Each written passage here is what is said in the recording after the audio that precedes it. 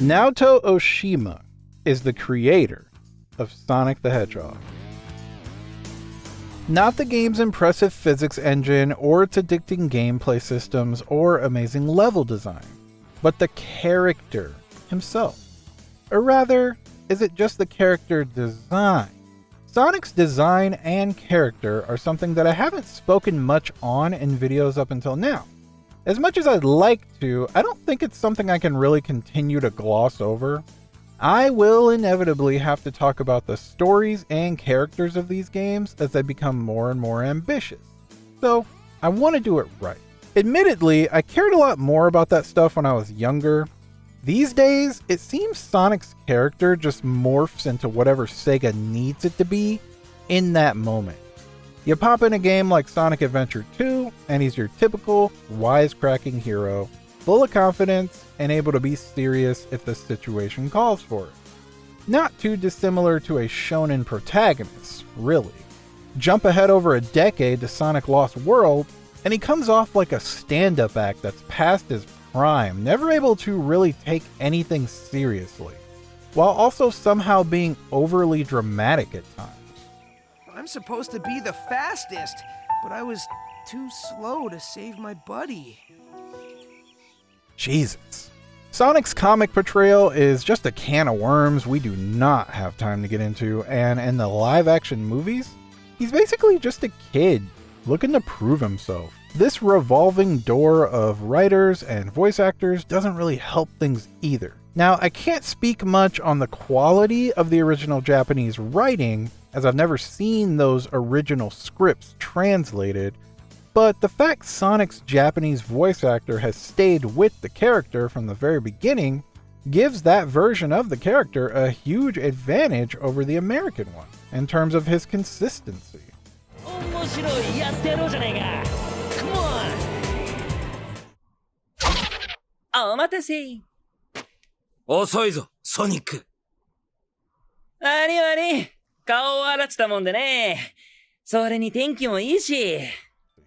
During my last playthrough of Sonic CD, I became curious about what Naoto Ohshima must have thought about all of this when he was designing the character to begin with. What did he intend for Sonic to be like? When he was sketching drafts of Sonic out on paper all those years ago, what did he think about Sonic as a character? Did he consider Sonic's character at all in the beginning? I wonder if he dislikes modern depictions of the character. Like, is he resentful at all of Sonic's initial westernization? Did he even care?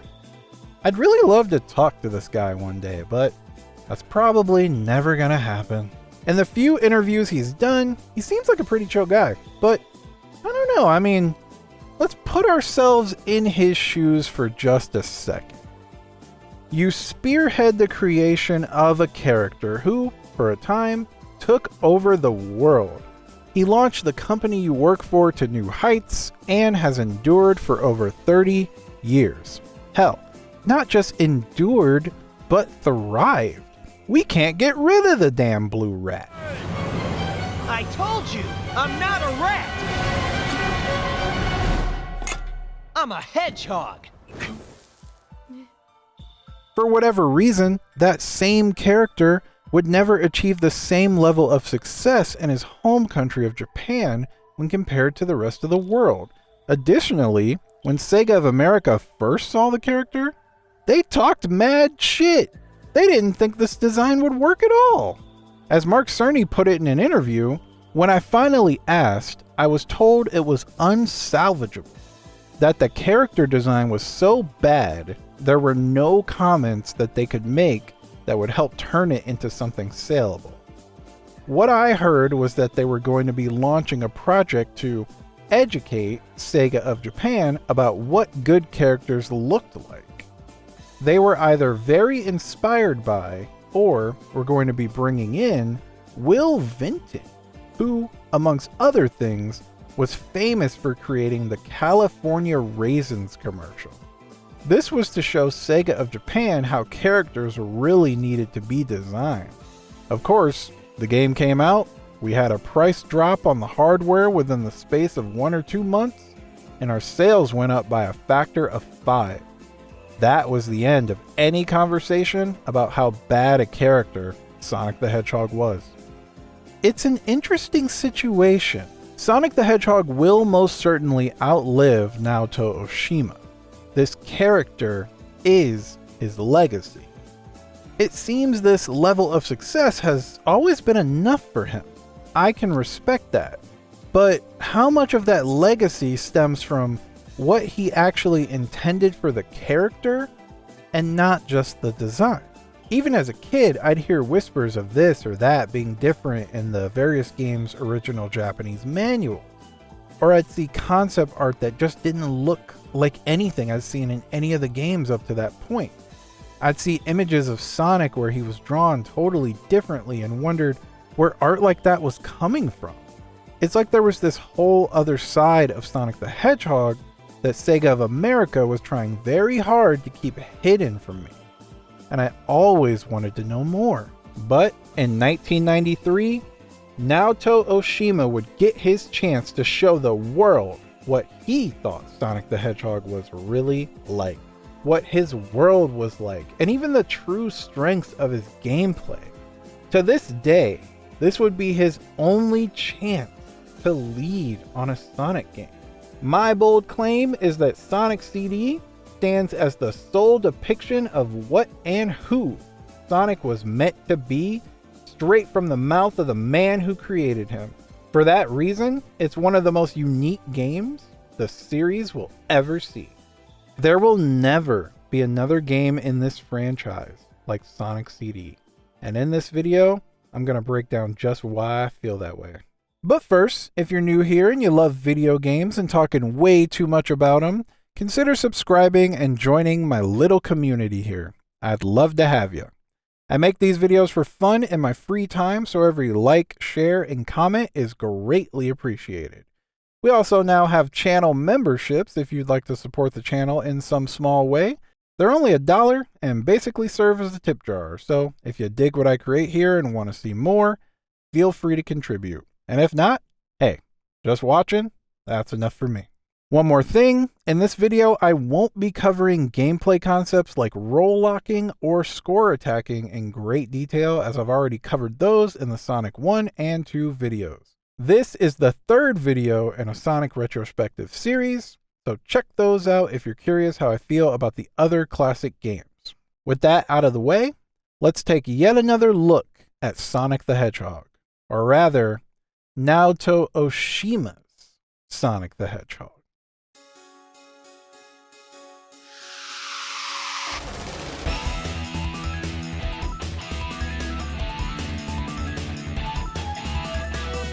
Sonic CD started development around the same time as Sonic 2.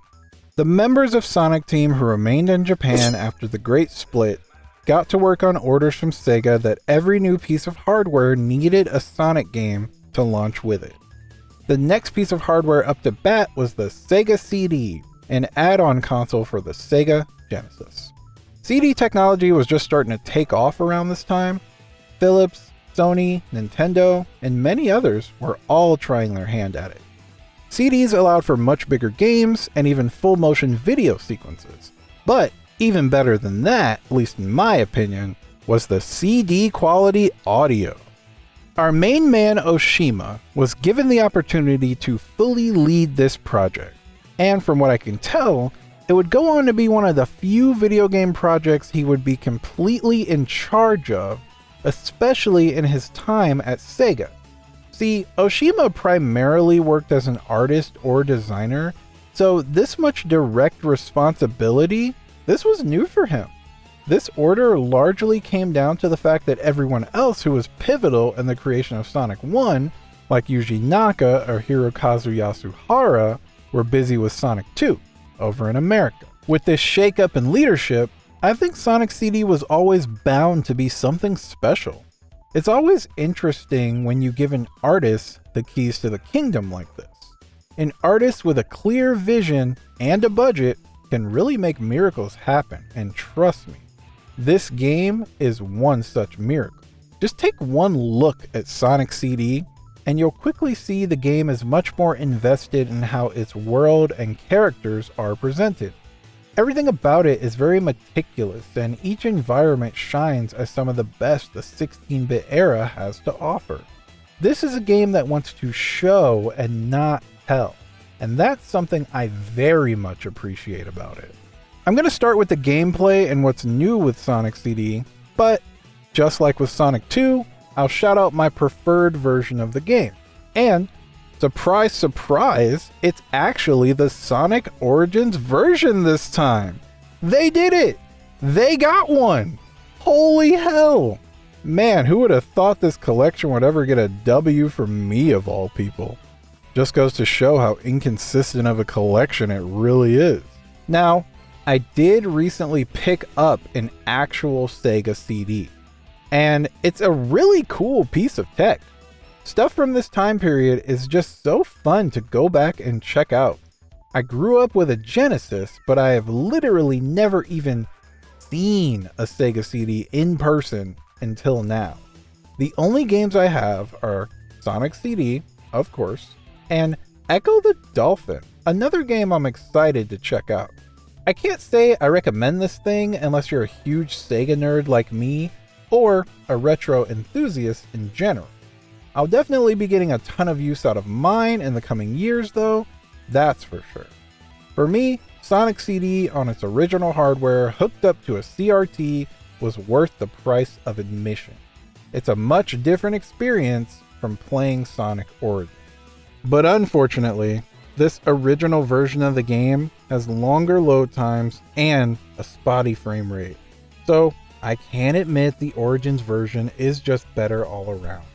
We do still run into the same issues in regards to changes to the core gameplay, and there are a few times where differences in the retro engine make certain tricks a bit harder, basically the usual Sonic Origins nonsense, but it's a small price to pay to have the game run smoother and have its real soundtrack. More on that later. CD actually hasn't been ported much. There's just that original release, a 1995 PC port, and then that same PC port was carried forward again to the Sonic Gems collection in 2005. For a long time, the Gems collection was the easiest way to play Sonic CD, but even then, it wasn't the greatest. But in 2011, Christian Whitehead dropped his remade version of the game, and it really is fantastic work. You've got widescreen support, the original time attack mode, and its various rewards are all there. It's actually a really great version, despite the few hangups that I do have with it.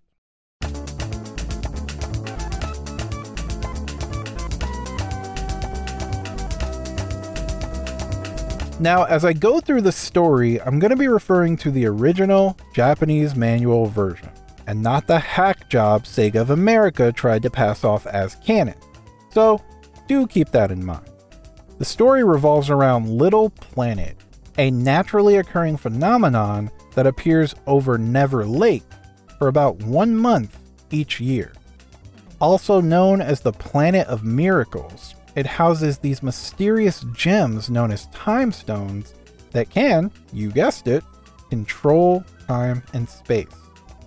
At the start of the game, Sonic, who basically lives this free, nomadic lifestyle, is headed to Never Lake just to check it out. Upon arriving, he's shocked to find that Eggman has already begun building a new base on Little Planet and is actively hunting for the time stones so he can use their mysterious power to take over the world. It's great how the nature versus technology throughline continues in this game when it felt dialed back just a bit in Sonic 2. Like the Chaos Emeralds, Little Planet is a total enigma. No one really understands how it operates or why it appears over Never Lake every year. And it's mysteries like that, these quick looks into something more spiritual, mystical, or unexplainable. That's the stuff I really like in the Sonic series. Eggman has quite literally taken this ancient world and tethered it down so he can bleed it dry of its natural resources, robbing it of its good future in the process. It's a real dick move, and one of the more callous things he's done in the series, especially especially up to this point. Now you might notice right off the bat, the production values here are leaps and bounds over the last two games. Sonic CD's opening is this beautiful hand-drawn animation done by Toei of all people, the same studio behind Dragon Ball. It's insane the Sega CD was able to play back such a smooth animation in 1993. Oh, it actually couldn't. Huh. Okay, to be fair, this is what the FMV sequence looks like on real hardware. And honestly, it's not so bad. Compared to what we saw in both Sonic 1 and 2, this is a huge step forward and still shows off Sonic's personality very well. Later versions of the game would incorporate the original uncompressed animation. So, let's go back to that. This is easily the most expressive Sonic has been up to this point in the series, and it's the first time we have really gotten to see him do his thing in one of the video games, not like a cartoon or anything like that. What I really love about this animation is that Sonic is presented in a way that is very loose, very messy, very chaotic. Not everything he does is perfect, like how he sloppily makes his way across the surface of the water here. He seems both incredibly reckless in how he moves, and yet somehow in total control. Also, just like during gameplay, he uses his environment to launch himself up, down, and all around this rugged terrain. For a first impression, Ohshima's Sonic the Hedgehog is the definition of cool. All without saying a word. It's not just a Sonic and Eggman story this time around though. Sonic CD introduced us to both Amy Rose and Metal Sonic, the real one this time. Amy doesn't arrive here at Neverlake with Sonic, as the English manual would have you believe. She also isn't Princess Sally. I don't know what they were thinking with this lazy tie-in to the Saturday morning cartoon. She doesn't know Sonic at all, and she came here on her own following one of her tarot card readings.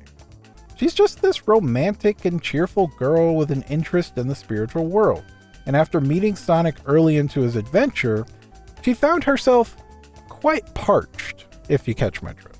Right after meeting Sonic, she is kidnapped by Metal Sonic and taken away to Eggman's base. It's interesting to note that she's not kidnapped for any real reason. Like, Metal and Eggman don't think Amy is someone who is particularly important to Sonic. Because, I mean, she isn't. He just met her. But Metal Sonic's prime directive has just been to gather up animals to power Eggman's schemes. She just happened to get caught up in everything happening here on Little Planet, and this unlucky streak would continue in her next major appearance. Funnily enough, while she is a total damsel in this game, I never get the impression that Sonic is going to save her with any more fervor than he would say a flicky. She's in trouble, so he'll save her. There's absolutely no romantic undertones there, not from Sonic at least, and this flipped attitude towards saving the princess would carry on for the rest of the series, further setting Sonic apart from his rival Mario. Once again, it's a unique aspect of his character that started here with Sonic CD. Hell, in the game's ending, he just puts her down and leaves her there. No fanfare, no hug, no nothing. King shit. I like Amy, but Metal Sonic, now that's a cool character.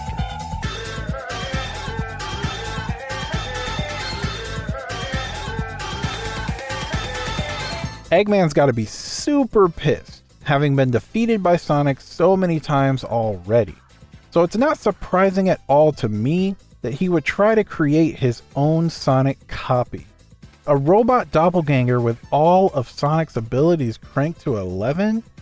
Yeah, I could for sure see old Egghead going down this train of thought. Of course, Eggman's ego is so huge that he truly believes he can create something that is better than the real, naturally occurring version. I think Metal Sonic is a logical next step for the series to take. A cold, calculating technical marvel versus a natural born prodigy. Who will come out on top? It's awesome, it's simple, and it's immediately compelling. Outside of these new characters, Sonic CD introduced new special stages, larger stages with more to explore, and for the first time ever, my long-awaited time attack mode. With all that said, let's finally get into the gameplay of Sonic CD, for real this time, and see what makes it stand tall as a brilliant new foundation for the series. A foundation Sonic Team would ultimately abandon with time.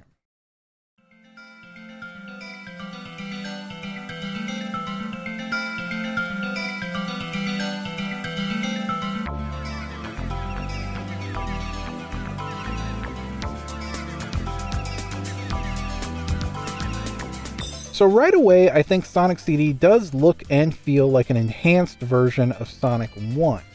The graphics are more detailed, the music is much higher quality, the sound effects are punchier, and the controls overall feel much closer to the first game than the second. The spin dash makes a return and has its first major tweak of the series, that being that you don't mash buttons to charge it up anymore. Like I said in the Sonic 2 video, I do greatly prefer the mashing input over this new holding input, but I also feel it's kind of a perfect fit for this game as it's designed. See, Sonic CD doesn't just have the spin dash. It also introduced the Super Peel Out. The Super Peel Out is performed by holding up and jump at a standstill for about a second, and then Sonic will fly off at full speed, very similar to a spin dash. It's amazing. I mean, anyone with eyes can see it's cool as hell. But it's also fair to question its inclusion in the first place. What's the difference between this and a spin dash? Well, you'd think it would be that the peel out lets Sonic maintain his midair control while keeping his speed up.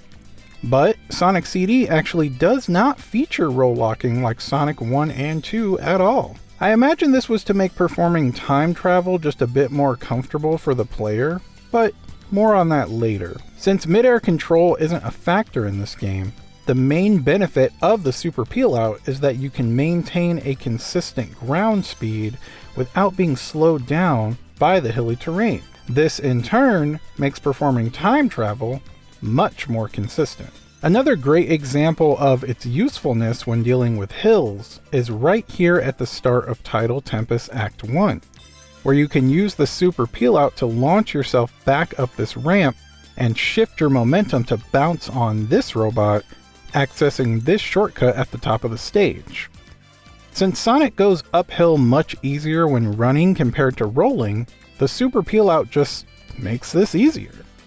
It also charges up a bit faster than the spin dash as well. So how come Ohshima and the team didn't just take more from Sonic 2 directly? Well, I don't believe the team had access to the latest version of Yuji Naka's game engine, so they were working with a modified version of the original game's engine instead. They say that Yuji Naka was a real prodigy when it came to programming, and he definitely seems to have had a passion for it. He has shared instances where he wasn't really excited about a new project unless there was some new programming obstacle he had to overcome. Sonic 2's Versus mode is a good example of that. For me, his absence is really felt on this project, and it seems Ohshima felt the same. You see, Sonic CD's biggest new mechanic, time travel, had a pretty big limitation that Ohshima felt Naka, with all of his skill, would have been able to overcome. In Sonic CD, scattered throughout the stages are these new types of signposts marked past and future. If you can keep up your speed for a short while after activating one, you will trigger time travel. Pretty much just like Back to the Future. When this baby hits 88 miles per hour, you're gonna see some serious shit. The transition is regrettably accompanied with a loading screen, which definitely kills the flow of the game. And Ohshima was certain that if Naka was on the project, he would have found a way to make that transition seamless. Now, I'm not a programmer, but this is CD tech, not cartridge tech. So I don't really see what could have been done differently here. The CD itself still has to physically spin and be read by the laser and everything, and the past or future versions of the stage have to be loaded in off of that disc. So I think the loading screen was probably the best they were ever going to be able to manage in 1993. Maybe this is something that could have been achieved with the modern remake instead? I wonder if it's something that they tried. But even in this compromised state, time travel is a very cool mechanic, and the game's level design makes excellent use of it. It offers the player more unique level layouts to explore compared to the previous games. There are 7 stages and 3 acts per stage, but now, thanks to the time travel, every stage has 4 distinct versions: the past, the present, a bad future, and a good future. So, instead of just 21 stage layouts to explore, there are over 60. Act 1 and 2 of each stage can both be explored in all 4 time periods, and Act 3 is always a boss stage that will take place in either a good or bad future exclusively. The level layout can change dramatically based on the time period. For example, in Collision Chaos Act 2, a shortcut is possible with this flipper that takes you over the top of the level. But this is only possible during the present day, not the past or either future. There's little things like this in every level, and areas that were blocked off in the past will be opened up in the future, or vice versa. Any past version of a stage also has way less enemies or traps to worry about, which makes sense. Little Planet in the present is actually headed straight to a bad future thanks to Eggman. If Sonic were to not do anything at all, every single area will consistently fall to ruin. You can reach the end of the game and stop Eggman, but only temporarily. You have to travel to the past and destroy Eggman's robot generators, or utilize the power of the Time Stones to reverse Little Planet's fate.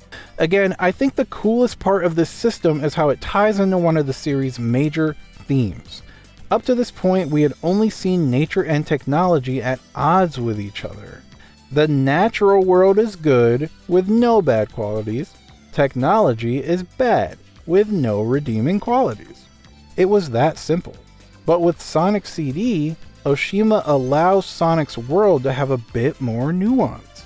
The good future of Little Planet is not a totally natural one. No, it's actually a world where nature and technology can coexist in this perfect harmony. It's a world that clearly shows signs of some civilization who once lived there. Each area has a past that is wild, chaotic, or untamed, but by the time of the good future, the landscape has transformed into some sort of modern paradise, all because of technology. Palm Tree Panic goes from an overgrown lake to a beautiful reservoir. You can even see the irrigation system moving through the different plants and trees as you move through the stage. Tidal Tempest goes from a dark cave system surrounded by active volcanoes with very little plant life and very little water, to an amazing aquarium bustling with life and the clearest water you've ever seen. The possibility of a harmonic relationship between nature and technology is only ever really explored in this game. Because of the time travel mechanic, Sonic CD has some of the most incredibly beautiful stages this series has ever seen, 2D or 3D.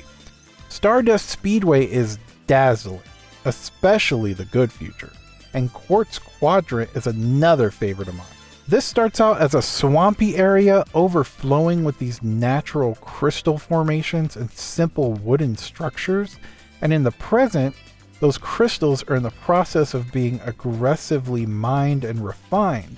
But by the time of its good future, it's this utopian city with plenty of greenery, and there isn't any sign of a mining operation disrupting this peace at all. When I play Sonic CD, I want to save these environments, and failing to do so is actually upsetting to me. I don't want to see a bad future for any area in this game, and that's why I'm always going for the good ending. That's something I can't really say about any of the other classic Sonic games. Sonic 1's good ending, I can take it or leave it. Sonic 2 and 3 both have great good endings, but they are very time consuming to go for. With Sonic CD, I can achieve that good ending in a comfortable 30 minutes. It is paced beautifully.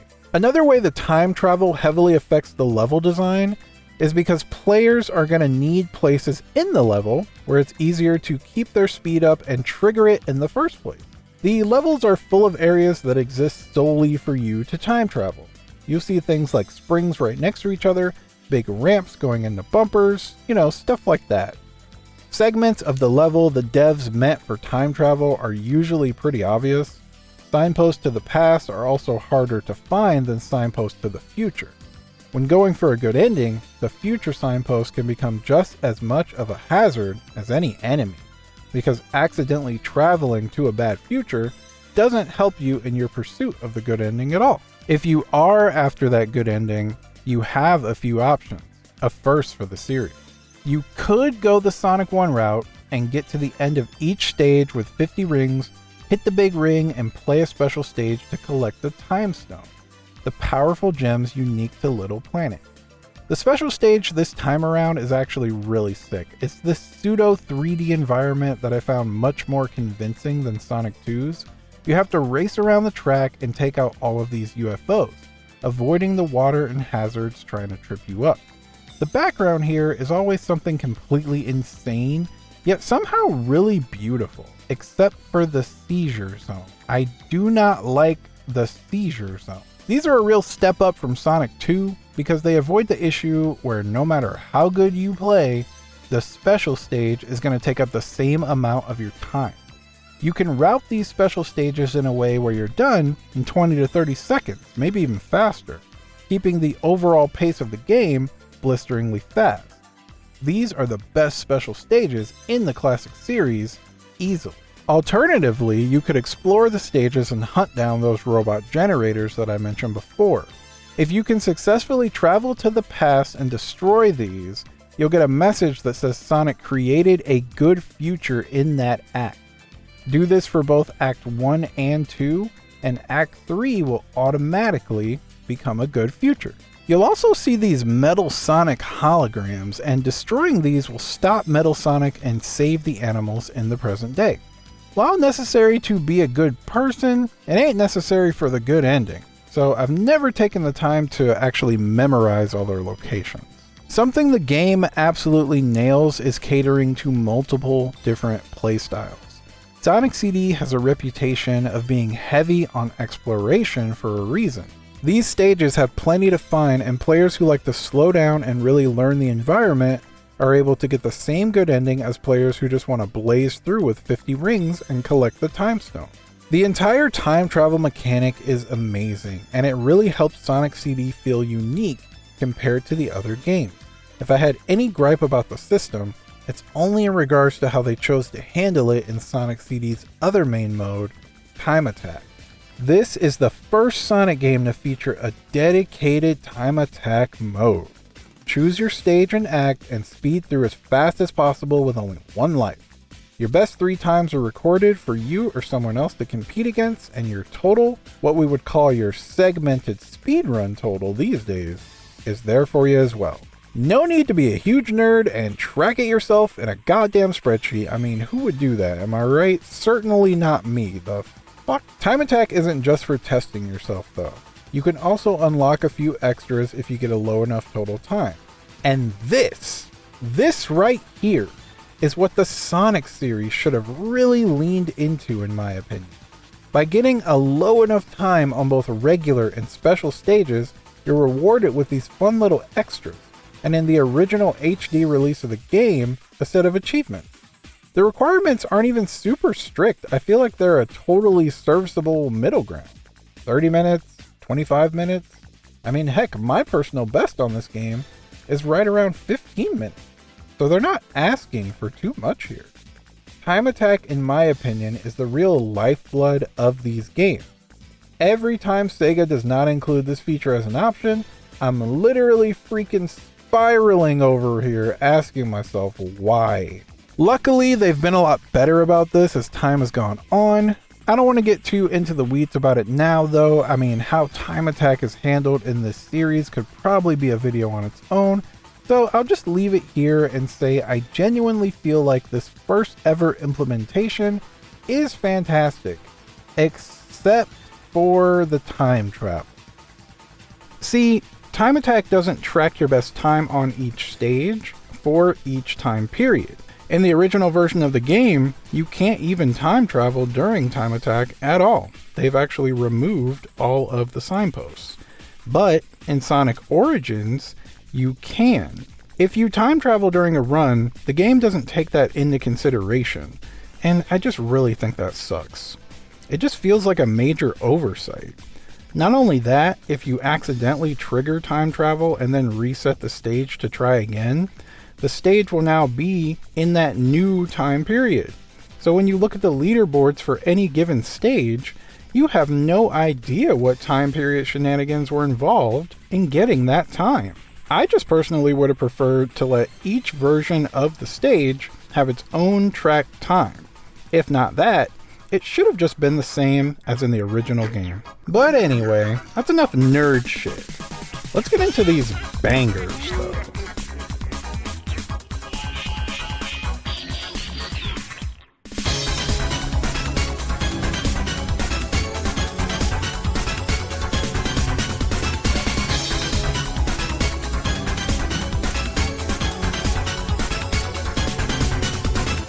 Sonic CD's soundtrack is insane. Like, it's literally insane.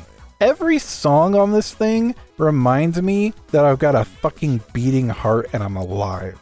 The composers took inspiration from those sick-ass Eurobeats that were popping off in European nightclubs at the time, featuring plenty of chopped up samples. I love it. You love it. Your mom loves it. Your mom loves me. But my friends, a crime was committed here.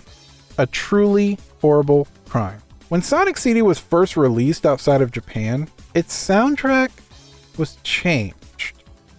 Just changed. For absolutely no reason. Look, I don't want to dog on that version of the soundtrack too much. I really don't. The composer, Spencer Nielsen, was dealt a shitty hand and he and his team did the best they could given the short turnaround time Sega demanded of them. Sonic Boom is an all-time Sonic vocal track. I'd never take that away from him. Not like there aren't any songs I enjoy, like his version of Collision Chaos, for example. That's a great track. I do enjoy it. But man, I'm sorry. Divorcing Sonic CD from its original soundtrack is pretty inexcusable on Sega's part. Worst of all, they didn't even tell Ohshima that they changed it. How on earth? And this is from an interview in 2017. My man was living life thinking we were all out here clapping our cheeks to the tracks meticulously crafted for his game, and instead we had this half-baked version that didn't even have its own past versions of tracks? Stop making asinine decisions that bulldoze over deliberate creative intent. My bad. Ugh. Look, I can throw the alternate version of the game soundtrack on to chill out to, but no way in hell would I ever choose to play those songs in game. The way I see it, the Sonic CD soundtrack was composed by Naofumi Hataya and Masafumi Ogata. And Sega of America should be ashamed of themselves for not believing in the hot fire these two could spit. You trying to get some of this hot fire? You could either make this song or not make this song. You're too close, man. You're too close. This game's soundtrack is an all-timer, and if you're a Sonic fan, I know you know that already. Sonic's adventure ends in a really special way this time around. At least, I think so.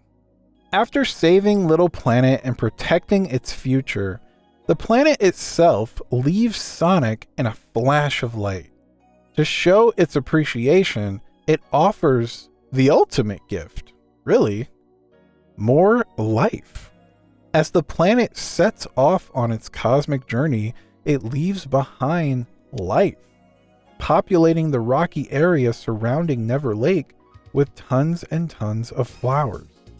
It's a great ending, one of my favorites in the series, And I think the way that Naoto Ohshima chose to express this character and his world really does still stand out to this day.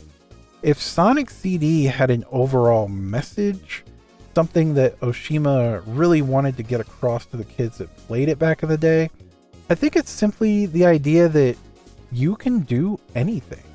That's literally the name of the opening theme, and the game's ending theme, Cosmic Eternity, just reinforces the idea.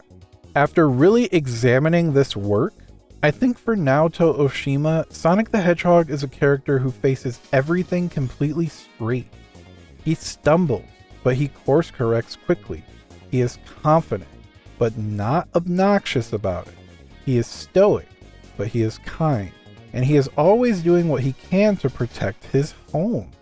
Not just any single place, but this entire planet. That is his home. I mean, that's what I think anyway. But what do you think? Do you think these are all intentional things Ohshima was trying to get across to players? Has modern Sonic strayed too far from this depiction? Did you like this depiction in the first place? Let's talk about it down in the comments, and remember to like and subscribe so you don't miss next month's video, and be sure to check out the other Sonic videos in this series. Until next time, toot toot, Sonic Warrior.